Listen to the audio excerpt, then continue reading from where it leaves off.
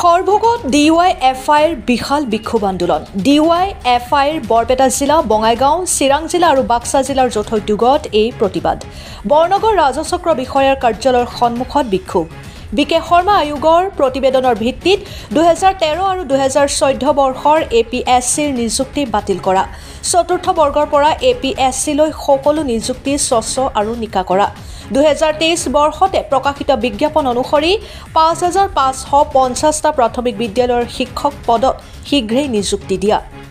তৃতীয় আৰু চতুৰ্থ বৰ্গৰ পদৰ নিযুক্তি পৰীক্ষাৰ ফলাফল একত্ৰিতভাৱে ৱেবছাইট যোগে প্ৰকাশ কৰাৰ দাবীত এই প্ৰতিবাদ। সৰভোগৰ পৰা সহিজুল আলীৰ ৰিপৰ্ট, অৰুণোদয় আসাম।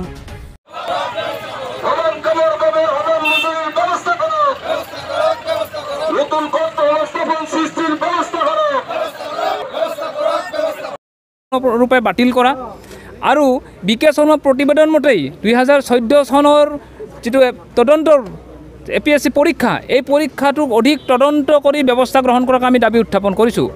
লগে লগে 3rd গ্ৰেড 4th গ্ৰেডৰ পৰা আৰম্ভ কৰি APSCলৈকে গোটেই পৰীক্ষা ব্যৱস্থাটোৰ সংশোধন কৰি স্বচ্ছ আৰু নিকা ব্যৱস্থা কৰিবলৈ আমি দাবী উত্থাপন কৰিছোঁ। লগে লগে এই কথাটো কৈছোঁ যে অসমৰ বিভিন্ন বিভাগত, সি ভেঞ্চাৰ স্কুল, সি বিদ্যুৎ বিভাগ, আমাৰ NHM স্বাস্থ্যকৰ্মী, জলমিত্ৰ, গৌমিত্ৰ, এনেকৈ ধৰি লক্ষাধিক যুৱক যুৱতী অতি নিম্নতম বেতনত কাম কৰি আছে। তেওঁলোকৰ জীৱনৰ কোনো নিৰাপত্তা নাই। এইসকলৰ চাকৰি নিয়মীয়াকৰণ কৰা আৰু সমান কামৰ বাবে যিটো সমান দৰমহা, এই দাবীটো উত্থাপন কৰিছোঁ। শিক্ষা ব্যৱস্থাটো, অসমৰ শিক্ষা ব্যৱস্থাটো ভয়াৱহ ৰূপ পাইছে। অসমৰ প্ৰায় 2700 বিদ্যালয়ত এজনী শিক্ষকৰে চলিছে। বহু বিদ্যালয়ত এজনো শিক্ষক নাই। গতিকে শিক্ষা ব্যৱস্থা, ৰাজহুৱা শিক্ষা ব্যৱস্থাটো ভাঙি পৰিছে। সেইকাৰণে অতি শীঘ্ৰে আমি দাবী কৰিছোঁ, 23 চনত 5550টা পদৰ বিজ্ঞাপন প্ৰকাশ কৰিছিলে। এই বিজ্ঞাপনসমূহ অতি শীঘ্ৰে তেওঁলোকে নিযুক্তি ব্যৱস্থা কৰিব লাগে। লগে লগে বাকী যিবিলাক খালী পদ আছে, শিক্ষকৰ খালী পদ আছে, অন্যান্য বিভাগৰ যিটো খালী পদ আছে, এই খালী পদসমূহ পূৰণ কৰাৰ কাৰণে আমি সমগ্ৰ ৰাজ্যখনতে আজি প্ৰতিবাদ সাব্যস্ত কৰিছোঁ। আমাৰ মূল কথাটো হ'ল, মুখ্যমন্ত্ৰীয়ে যদি দাবীসমূহ পূৰণ নকৰে, তেতিয়াহ'লে আমি ৰাজপথলৈ এই বিষয়সমূহ লৈ যাম, ৰাইজৰ ওচৰত লৈ যাম আৰু 26 চনত ৰাইজৰ পদূলিত আহি মুখ্যমন্ত্ৰী ইয়াৰ জবাব দিব লাগিব। আজি 3খন জিলাৰ সমন্বয়ত আজি প্ৰতিবাদী কাৰ্যসূচী গ্ৰহণ কৰা হৈছে আৰু সমগ্ৰ অসমতে 5টা ঠাইত আমি আজি প্ৰতিবাদী কাৰ্যসূচী গ্ৰহণ কৰিছোঁ। শাস্তি দিয়া মানে কেইজনমান বিষয়া 2 নম্বৰী বিষয়া শাস্তি দিয়া কথাটো নহয়। APSC কেলেংকাৰী যুক্ত সকলক শাস্তি দিয়াৰ কথাটো হৈছে কেনেকৈ আমাৰ প্ৰশাসনিক ব্যৱস্থাটো দুৰ্নীতিমুক্ত কৰিব পাৰোঁ। অসমৰ বহু পুলিচ বিষয়া যিসকলক 2 নম্বৰী পন্থে APSC বহি মাক মেনিপুলেট কৰি বিষয়া হৈছে, এই বিষয়াৰ জৰিয়তে অসম চৰকাৰ মুখ্যমন্ত্ৰী হিমন্ত বিশ্ব শৰ্মাই গোটেই ৰাজ্যখনত এটা পুলিচ ৰাজ আৰম্ভ কৰিব বিচাৰিছে, নৈৰাজ্য আৰম্ভ কৰিব বিচাৰিছে। গতিকে এই নৈৰাজ্যৰ পৰা ৰাজ্যখনক বচোৱা, প্ৰশাসন দুৰ্নীতিমুক্ত কৰা, অকল এই কথাই নহয়।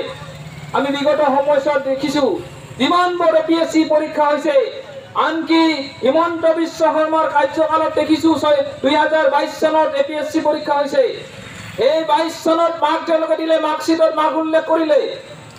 মাৰ্কশ্বিটত যেতিয়া আমি লক্ষ্য কৰি দেখিলোঁ, ৰচনা দেউনী কাকতত এজন প্ৰাৰ্থীয়ে 95%, 98% মাৰ্ক পাইছে, অথচ অবজেক্টিভ টাইপ যিবোৰ পেপাৰ আছে, সেই পেপাৰত তেওঁলোকে মাৰ্ক পাইছে 35-37%। এনেকৈ তেওঁলোকে APSC হ'ব পাৰিছে। অসমত নতুন কল কাৰখানা শিল্প কৰি তোলাৰ মাজেদি যুৱ সমাজক কাম দিয়ক।